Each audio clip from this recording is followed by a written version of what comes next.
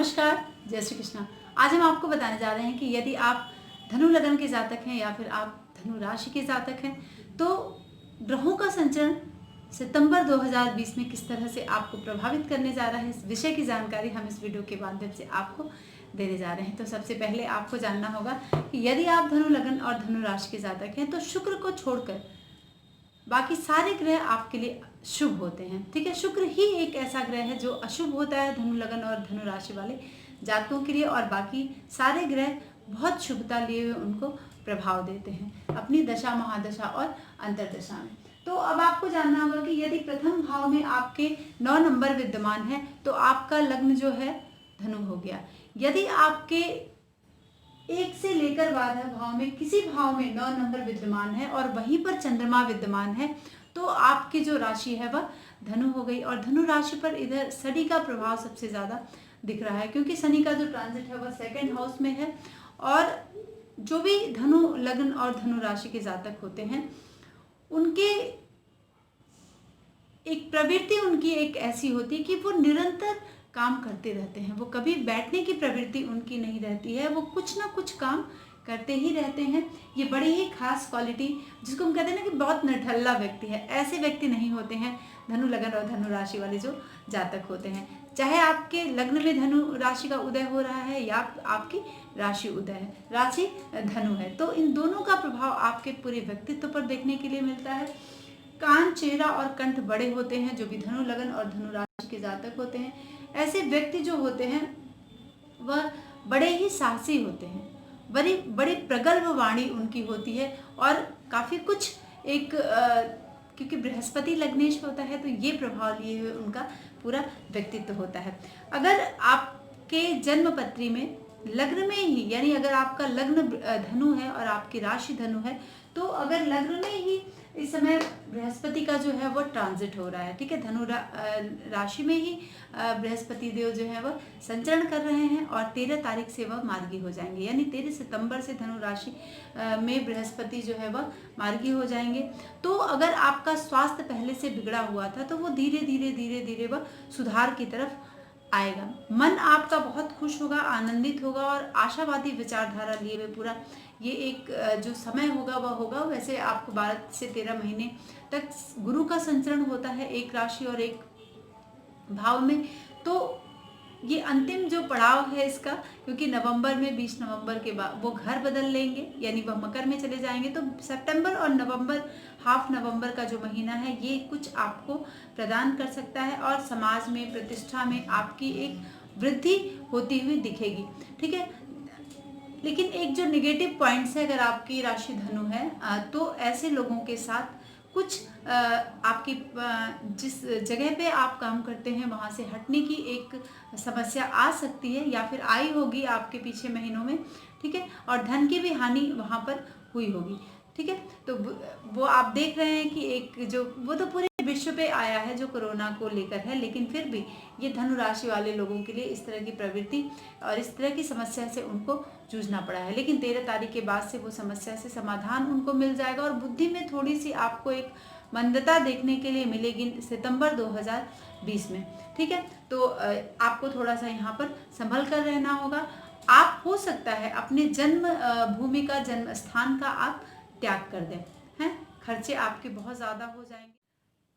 धनु लग्न और धनु राशि के जो जातक होते हैं तो जब उनकी लग्न में ही बृहस्पति का संचरण होता है तो उसमें थोड़ा सा आपको एक जो उसका गोचर है वह एक प्रवृत्ति होती है कि हम उन्हें दबा कर रखें, यानी दूसरों को कष्ट देने की प्रवृत्ति एक रहती है। तो ये 12 से 13 महीने में जो धनु राशि और धनु लग्न वाले जो जातक हैं वह दूसरों को कष्ट देने वाली उनकी एक प्रवृत्ति बनी है। तो यहाँ पर आपको बहुत सावधान रहना होगा, जिसमें कि आपको थोड़ा सा लोगों का एक प्यार बढ़े, लोगों का विश्वास बढ़े।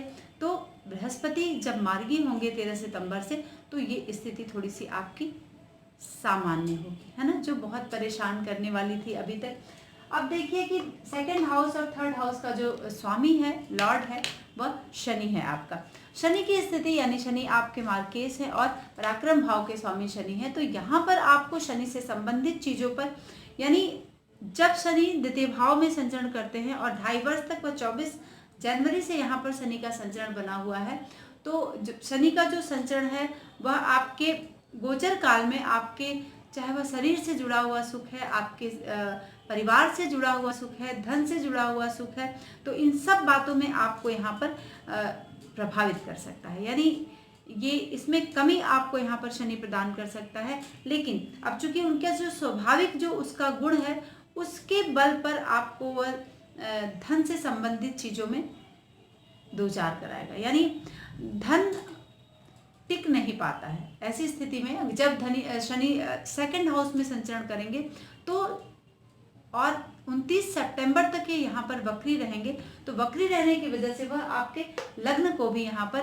प्रभावित करेंगे, यानी बृहस्पति को भी बहुत प्रभावित करेंगे। एक कॉम्बिनेशन बनाकर चलेंगे तो अपनों से वियोग की स्थिति यहाँ पर बन सकती है। और अगर आपके जन्मपत्री में बंधन से संबंधित योग है, जेल योग है, तो ये स्थिति यहाँ पर क्रिएट हो सकती है और लोगों में आग की तरह एक फैलने वाली, जैसे कि कुछ भी काम, आपकी कुछ भी बातें एक आग की तरह यहाँ पर फैल जाएगी और लोगों के मन में ये आपके प्रति एक जो एक शुभ भावना है वह यहाँ पर देखने के लिए नहीं मिलेगा। यानी 29 सितंबर तक शनिदेव जो है वह वक्री रहेंगे और मृत्यु भी कराने का योग यहाँ पर दे रहा है। तो अगर आपके जन्मपत्री में इस तरह के योग चल रहे हैं, मार्केश की स्थिति है या फिर अष्टमेश की, मतलब अगर इस तरह के योग चल रहे हैं या आपके जन्मपत्री में अल्प आयु योग है, मध्यायु योग है या फिर पूर्ण आयु योग है और उस दशा में आप चल रहे हैं, तो यहाँ पर बहुत संभल कर आपको रहना होगा।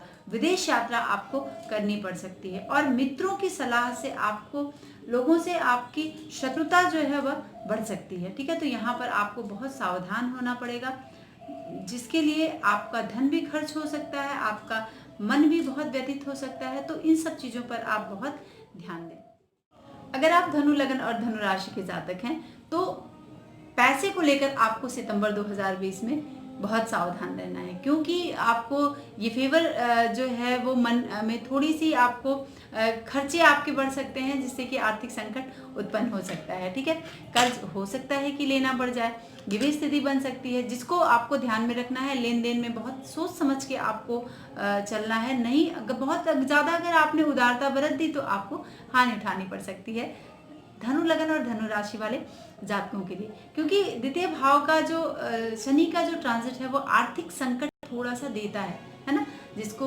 कि आपको इन उतार चढ़ावों को लेकर इस सितंबर 2020 में आपको सावधानी बरतनी है। तो ये शनि का जो प्रभाव है, क्योंकि वह आपके द्वितीय भाव में बैठकर 29 तारीख तक वक्री है, तो वो आपके लग्न पर प्रभाव डालेगा और प्लस आपके सप्तम पर भी दृष्टि डालेगा और यहाँ पर द्वितीय भाव में बैठकर आपके अष्टम भाव को भी यह प्रभावित करेगा। तो अष्टम भाव से रिलेटेड भी प्रॉब्लम यह है, आपको गुप्त चीज़ों में अगर आप इन्वॉल्व हैं तो वहाँ पर भी आपको थोड़ी सी सावधानी बरतनी होगी, क्योंकि अष्टम भाव का स्वामी जो है वह आपका चंद्रमा है। तो शनि को लेकर थोड़ी सावधानी है। शनि के मंत्रों का आप जाप कर लें, नहीं तो फिर जयंती मंगला काली भद्रकाली कपालिनी दुर्गा क्षमा शिवा धात्री स्वाहा स्वधा नमोस्तुते, यह मंत्र आपको पूरे 2.5 वर्ष तक जो भी धनु लगन और धनु राशि के जातक हैं उनको अवश्य करना चाहिए, जिससे कि आपको शनि की शुभता मिल सके। ठीक है, और काले चीज का दान भी आप करते रहिए तो शुभता आपको बहुत मिलेगी, क्योंकि यहाँ पर यह थोड़े से सितंबर 2020 में आपको ये वक्री है तो परेशानी उत्पन्न कर रहा है। मंगल की स्थिति आपके लग्न और आपके राशि के लिए क्या है? मंगल मेष राशि में संचरण कर रहा है 16 अगस्त से। ठीक है, और 10 सितंबर को ये वक्री हो जाएंगे मंगल, तो वक्री होकर ये चतुर्थ भाव पर भी आपके प्रभाव को 10 तारीख से प्रदान करेंगे। तो यहाँ पर जो मंगल की स्थिति है, आपको मंगल को लेकर हो सकता है कि आपको पुत्रों से झगड़ा हो जाए, पुत्रों से जो वैचारिक जो मतभेद है वहाँ पर आपको थोड़ा सा दिक्कत झेलना पड़ सकता है। ठीक है, आपकी बुद्धि बहुत ज़्यादा चंचल होगी। अगर आप विद्यार्थी वर्ग हैं, विद्यार्थी हैं, शिक्षा के क्षेत्र में हैं, शिक्षा से जुड़े हुए काम कर रहे हैं, तो भी आपको अपनी बुद्धि को बहुत स्थिर रखना है आपकी, क्योंकि उससे आपको थोड़ा सा कष्ट मिल सकता है और शत्रुता हो सकती है। आपके स्वास्थ्य खराब होने की पूरी संभावना सितंबर 2020 में आपकी यहाँ पर बन रही है। ठीक है, क्योंकि बुखार और कुछ इच्छाएं आपकी ऐसी होंगी, अगर आप कहीं प्रेम संबंध में इन्वॉल्व हैं तो भी आपको यहाँ पर सावधानी बरतनी है। स्वजनों से आपके यहाँ पर झगड़ा होने की स्थिति यहाँ पर बन रही है, जिससे कि शनि जब वक्री होंगे तो आपको थोड़ा सा बुरी संगति से आपको यहाँ पर बचना होगा। बहुत साफ तौर पर बुरी संगति से बिल्कुल बचना होगा 10 तारीख के बाद से, क्योंकि ये समस्या आपके सामने वो शो कर सकता है और आपको परेशान कर सकता है, ठीक है। क्योंकि पेट में कुछ गड़बड़ी करा सकता है, बहुत उतार चढ़ाव वाली स्थिति आपको यहाँ पर देखने के लिए मिल सकती है। और एक चीज़ से आपको लाभ यहाँ पर हो सकता है कि जब पंचम भाव में मंगल की स्थिति होगी और वो वक्री है तो 10 तारीख के बाद से सोने का लाभ मिल सकता है, ज्वेलरी का लाभ मिल सकता है। ये स्थिति आपकी यहाँ पर बन सकती है, या फिर कुछ सुंदर चीज़ें जो डेकोरेटिव चीज़ें हैं उसका लाभ आपको यहाँ पर मिल सकता है। तो इस परिप्रेक्ष्य में आपके लिए बहुत ही पॉजिटिव बन रहा है, तो इसका आप लाभ लें। बाकी आपको ब्लड से का इन्फेक्शन हो सकता है, पेट में कुछ दर्द की समस्या आ सकती है, तो यहाँ पर इस बातों को लेकर आपको सावधानी बरतनी है। फिर हम देखेंगे कि शुक्र की स्थिति क्या है। शुक्र आपके छठे भाव का स्वामी है और आपके एकादश भाव का स्वामी है, और शुक्र 1 सितंबर से आपके यहाँ पर अष्टम भाव में संचरण करेगा। अष्टम भाव में बैठकर, चूंकि यह एक राजयोग भी बन जाता है, क्योंकि छठे 8वें 12वें का स्वामी अगर 6, 8, 12 में ही है तो स्थिति आपके लिए कुछ अच्छी भी प्रदान करता है। तो इसको लेकर ये ना सोचें कि अच्छा शुक्र अष्टम में है तो अब वो विपरीत राजयोग यहाँ पर बना रहा है आपके लिए, क्योंकि ये छठे भाव में रोग, ऋण, इन सब चीज़ों का यह मालिक है। और स्त्री से संबंधित संपन्न स्त्री, कोई बड़ी स्त्री, कोई पैसे वाली स्त्री हो या फिर कोई अधिकारी वर्ग हो, जिससे कि स्त्री हो, जिससे आपको काम अगर निकलवाना है तो यहाँ पर आप उनका लाभ ले सकते हैं। आपको सुंदर वस्त्रों का लाभ हो सकता है, आपको घर का लाभ हो सकता है, पैतृक संपत्ति का लाभ हो सकता है। शत्रु जो बहुत ज़्यादा परेशान कर रहे थे उसमें भी आपको थोड़ी सी रिलीफ मिलेगी जब शुक्र का जो संचरण है वह पूरे माह 1 सितंबर से लेकर मंथ के लास्ट तक शुक्र का पूरा प्रभाव आपको यहाँ पर धनु, लगन और धनु राशि वाले जातकों के लिए होगा। वैसे तो शुक्र यहाँ पर अशुभ होता है, एक ही ग्रह अशुभ होता है, लेकिन वह भी विपरीत राजयोग जैसी स्थिति में यहाँ पर बनाकर बैठा है, तो अष्टम भाव में आपको स्त्रियों का लाभ मिल सकता है। तो ये स्त्री का लाभ आप यहाँ पर ले सकते हैं, जिससे कि आपको कुछ कामों में अगर कुछ काम अटके हुए हैं आपके, तो जब अष्टम भाव में शुक्र का संचरण होगा तो ये फटाफट आपके कुछ काम करवा देगा और धन का भी लाभ आपको यहाँ पर करवा देगा शुक्र। तो ये शुक्र की जो संचरण की स्थिति है, यहाँ पर आपको शुक्र लाभ प्रदान कर रहा है, क्योंकि ये लाभेश है और अष्टम भाव में आकर विपरीत राजयोग बनाकर यहाँ पर विद्यमान है। फिर आप देखिए कि बुध की स्थिति क्या है। बुध आपके सप्तम भाव का और आपके दसम भाव का स्वामी है बुध। तो बुध की स्थिति आपके लिए बहुत फेवरेबल, सप्तमेश और दशमेश और कन्या राशि में ही बुध का संचरण होगा। आप देखें यहाँ पर कि 2 सितंबर से वह कन्या राशि में संचरण करेगा, यानी दसम भाव का स्वामी दसम भाव में ही संचरण करेगा, तो ये स्थिति आपके लिए पॉजिटिव होगी। फिर 22 तारीख के बाद से वह तुला राशि में चला जाएगा, क्योंकि जब तुला राशि में बुध जाएगा यानी दसम भाव में बुध की स्थिति, शत्रु बिल्कुल से आपके परास्त हो जाएंगे, ठीक है। और धन का सुंदर लाभ आपको यहाँ पर प्रदान करने जा रहा है, और सुंदर घर, यदि अगर बहुत दिनों से आप ट्राई कर रहे हैं तो 2 तारीख से लेकर 22 तारीख के अंदर आप घर खरीद सकते हैं, घर ले सकते हैं। और स्त्री का सुख भी बहुत सुंदर आपको यहाँ पर मिलने जा रहा है, और काफ़ी कुछ वाहन खरीद सकते हैं। मित्र से आपका एक जो बहुत दिनों से कोई मित्र आपसे नहीं मिला था, उससे भी आपका यहाँ पर आमना सामना हो सकता है। स्त्री, पुत्र, यानी समस्त चीज़ों का लाभ बुधदेव जो है वो पूरे महीने आपको दशम और एकादश भाव में बैठकर धनु, लगन और धनु राशि वाले जातकों को प्रदान कर रहे हैं। तो बुध की स्थिति काफ़ी कुछ अच्छी है, आपके लिए काफ़ी पॉजिटिव है। तो बिल्कुल से बुध आपको एक बड़ी ही अच्छी चीज़ें देने आ रहा है, ठीक है। तो आप अगर वाहन के लिए सोच रहे थे तो ट्राई कर रहे थे तो खरीद लीजिए वाहन। घर के लिए अगर सोच रहे हैं, धनु, लगन और धन राशि वाले जातक हैं, तो तुरंत से धन खरीद लीजिए। यानी पूरा भाग्योदय यह बुध आपका 22 तारीख के बाद से करा देगा। वैसे तो शुरू हो जाएगा 2 सितंबर से ही, लेकिन 22 तारीख के बाद से आप कई सारे सोचे हुए मनोइच्छित काम यहाँ पर पूरे करवाएगा। चंद्रमा आपके 1 और 2 तारीख को यहाँ कुंभ राशि में संचरण करेगा और चंद्रमा एक राशि में 2.25 दिन संचरण करता है। तो तृतीय भाव में चंद्रमा की जो स्थिति है वह आपके लिए काफ़ी कुछ, वह तृतीय भाव में बैठकर चंद्रमा आपको धन का लाभ कराएगा, यानी महीने की जो शुरुआत होगी वह काफ़ी अच्छी होगी चंद्रमा की वजह से, समस्त सुख देगा और धन का भी लाभ यहाँ पर 1 और 2 तारीख को ये करा सकता है।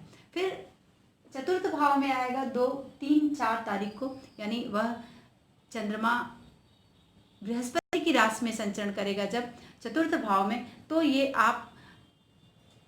लोग आप पर भरोसा नहीं करेंगे। तो ये स्थिति आपकी 2 दिन यहाँ पर बहुत ही संभलने वाली बन रही है, तो इसको लेकर आप थोड़ी सी सावधानी बरतें। फिर आप देखिए कि सूर्य की स्थिति क्या है। सूर्य आपके भाग्य भाव का स्वामी है और आपके 16 तारीख तक सूर्य सिंह राशि में संचरण करेगा और 16 सितंबर से वह आपकी कन्या राशि में संचरण करेगा। तो ये स्थिति आपके लिए, चूंकि नवम सिंह राशि और नवम में ही संचरण, सूर्य का नवम भाव में जो संचरण है आपको धन की प्राप्ति करा देंगे सूर्यदेव। तो इसके लिए बिल्कुल से आप तैयार हो जाइए। धन देने बहुत सारे ग्रह आपको यहाँ पर आ रहे हैं, ठीक है। आपको नया अधिकार और नया सम्मान भी मिलने वाला है, तो ये स्थिति भी आपके लिए काफ़ी कुछ अच्छी है। तो जो भी आप काम हाथ में लेंगे उन सब चीज़ों में आपको यहाँ पर सूर्यदेव लाभ दिलाने आ रहे हैं। लेकिन हाँ, थोड़ा सा अपमान से आपको यहाँ पर बचना होगा, थोड़ा सा कुछ बातों को लेकर आपके अंदर भय रहेगा और एक निराशा वाली स्थिति रहेगी। स्त्री पुत्र से आपके दूरी बन सकती है,